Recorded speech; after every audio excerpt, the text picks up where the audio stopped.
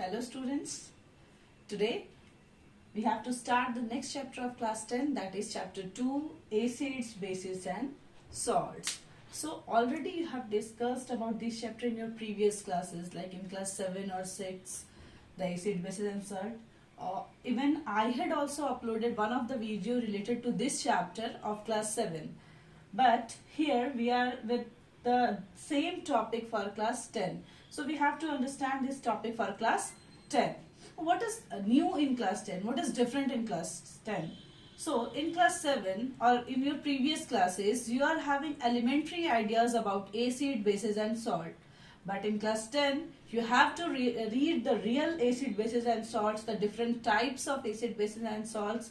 And basically, in class 10, for the CBSE board, we have to focus on the salts. The different types of salts, their properties, how they are prepared, all those topics we have to cover in this chapter. So let's start with acid and bases.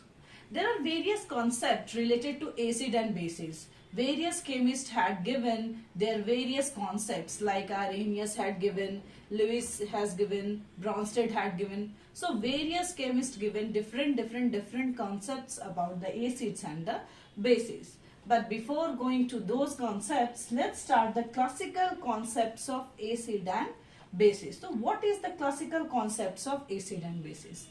So acids, the term acids derived from acidus, which means sour. So anything which is sour in taste is called as acids. So first classical concept is what? Anything which are sour in taste are acids. Second is they turn blue litmus to red. Already you have seen the litmus paper and already you know this property about the acids, that all acid turn blue litmus to red. So this is second classical concept of acid, that all the acid turns blue litmus to red. Now the third one is they conduct electricity in aqueous solution. Now whenever we are having acid, if we add water in it, anything which gets added with water become aqueous.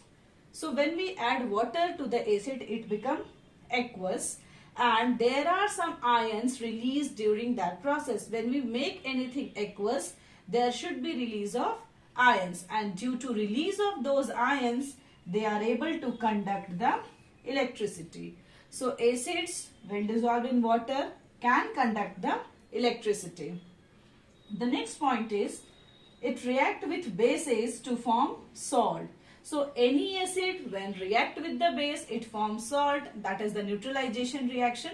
That also you know and you have read in your previous classes, that acid plus bases give salt plus water.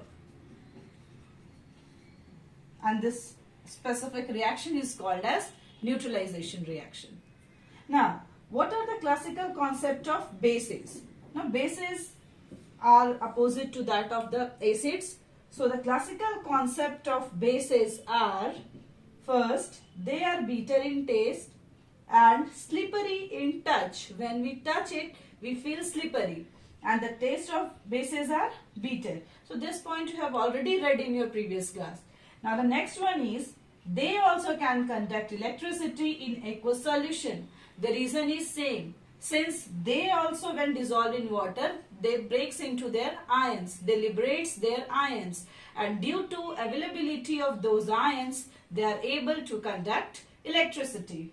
And the next one is they react with acid to form salt. Obviously, when acid react with base, it forms salt and water. When base react with acid, it will form salt and water. So, acid and bases react with each other to give salt. So this is the classical concept of acid and bases. So focus on these points and just write down these points in your copy so that you could better understand it. What are the classical concepts of acid and bases? Before going to the chemist descriptions, different chemist description, we have to know about the classical concept, that what is actually the acid, what is actually the base. So, after the classical concept, we have to start with the concept of Arrhenius, a very famous chemist. So various chemists have given the concept about the acid and bases, but we have to focus specially on the Arrhenius concept of acid and bases. Although all the other concepts are also very true and very correct, there is no any drawback of those also. But in your standard, in your class, we have to focus on the Arrhenius concept of acid and bases. So, in 1887, Arrhenius had put forward his concept about the acids and bases. Now, what are acids according to Arrhenius? Those compounds which give H plus ion in aqueous solution are called as acids. Now, I think you are aware about the term aqueous. Aqueous means anything dissolved in water. So, those compounds which give H plus ion in aqueous solution are called as acids. Means what? Whenever we are having acid, we make it aqueous, then there is release of H plus. There is always release of H plus. So, whenever there is release of H plus, it means that substance is acid. Here is a very remarkable point. All acidic property is due to H plus ion. Acidic property is only because of the H plus ion present in the acids. So, acids are the substances which release H plus ion in aqueous solution, and bases, according to Arrhenius, bases are those compounds which gives OH minus ion in their aqueous solution. So, acids are those substances which give H plus ion, while the bases are those substances which liberates OH minus ion in their aqueous solution. This is the concept of Arrhenius. And again, all basic property is due to the OH minus ion. Just for example, if I write HCl, HCl, everyone knows it is an acid. When we make it aqueous, it becomes H plus plus Cl minus. Similarly, if I write H2SO4 aqueous, then also 2H plus plus SO4 2 minus. So, what is common in these two acids? Release of H plus ion is common in these two acids. So, whenever we are talking about the acids, always there is liberation of H plus ion. Similarly, when we see the bases, if we write NaOH, which is the strongest base, it gives Na plus plus OH minus. Then if we take KOH, it gives K plus plus OH minus. So what is common in these two bases? The release of OH minus ion. So Arrhenius concept is very much understanding or very much easy by these examples, that anything which releases H plus ion is an acid, and anything which releases OH minus ion in their aqueous solution gives the concept of bases. So this is about the Arrhenius concept of acids and bases.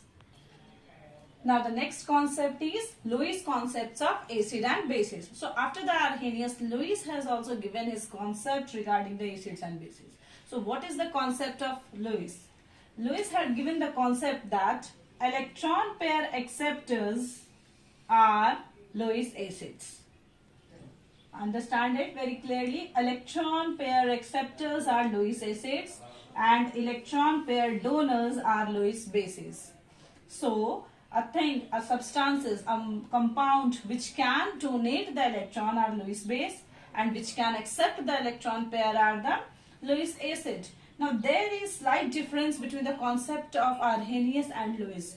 This is because we have taken two examples. You can understand it betterly.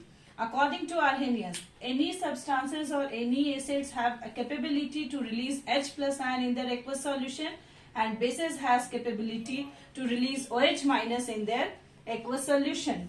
But here we have taken the example of AlCl3, which is a Lewis acid. This AlCl3 don't have any H plus ion, but still it is considered as a Lewis acid. The reason behind it is aluminium has 6 valence electron. Valence electron is what? Number of electron present in the outermost orbit. So aluminium has 6 valence electron and it has tendency to accept a pair of electron to maintain its octet. Since it is having 6 electron, obviously it will accept 2 more electron to complete its octet, to complete 8 electron in its outermost orbit. So what we see here, this aluminium has tendency to accept a shared pair of electron, a pair of electron actually. So it has tendency to accept a pair of electron. That's why it is considered as an acid. Instead, it is not having H plus ion. It is considered as an acid according to the concept of Lewis. Similarly, you can see here ammonia, NH3, is a Lewis base.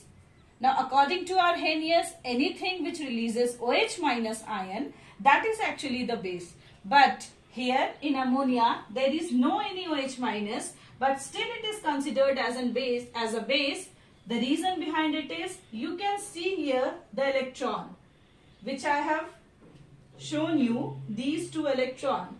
Since the ammonia has lone pair of electron, which had not involved in the bonding, so it has tendency to donate this pair of electron to the other. That's why it is considered as a Lewis base. It is not an Arrhenius base, but it is a Lewis base because this is having the electron pair and it has tendency to donate the electron. So Lewis has given this concept regarding the acids and bases, that anything which is electron pair acceptors are Lewis acid and anything which are electron pair donors are Lewis base. Now, one more scientist is here, that is Bronsted and Lowry. So, I am just giving you the concept of Bronsted and Lowry. Actually, Bronsted, Lowry and Lewis concept are almost same. But there is slight difference. What is the difference? See here. Bronsted and Lowry concept of acids and bases. So according to Bronsted and Lowry, proton donors are acids and proton acceptors are bases. So you can correlate the concept of Lewis and Bronsted and Lowry because Lewis had taken electron as his parameter and Bronsted Lowry has taken proton as his parameter. So there is only the difference of parameters. We can say that if we talk about electrons, we can go for the Lewis concept. If we talk about the protons, we can go for the Bronsted and Lowry concept. So we know electron pair acceptors are acids. So proton donors are acids according to Bronsted and Lowry. So electron pair acceptor are acids. So proton donors, because we know electron and proton are different, very opposite from each other.